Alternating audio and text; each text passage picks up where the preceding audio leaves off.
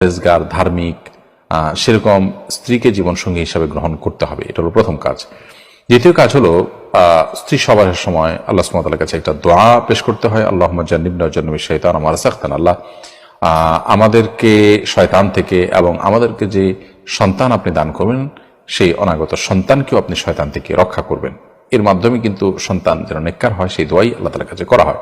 সেই সাথে আল্লাহ তাআলার কাছে সাধারণ দোয়াগুলো করা যেতে পারে। সূরা ফুরকানের 14 নম্বর আয়াতে যে দোয়া আছে, রব্বানা হাব লানা মিন আজওয়াজিনা ওয়া যুররিয়াতিনা কুররাতা আয়ুন। আল্লাহ আমাদের জীবন সঙ্গী এবং সন্তান সন্ততিদেরকে আপনি আমাদের চোখের শীতলকারী বানিয়ে দিন এবং আমাদের মুত্তাকিদের ইমাম বানিয়ে দিন।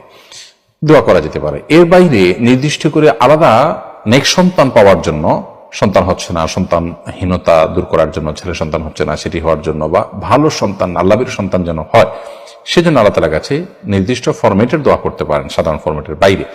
সেই দোয়া বিভিন্ন নবী রাসূলগণ করেছেন, ইব্রাহিম আলাইহিস সালাম করেছেন, যাকরিয়া আলাইহিস সালাম করেছেন। যেমন রব্বি হাবলি মিনাস সালিহিন, হে আল্লাহ আপনি আমাকে নেককার সন্তান দান করুন। রব্বি লা তাদারনি ফারদা ওয়া আনতা খায়রুল ওয়ারিসিন, হে আল্লাহ আপনি আমাকে একা রেখে দিবেন না, আপনি সর্বোত্তম ওয়ারিস।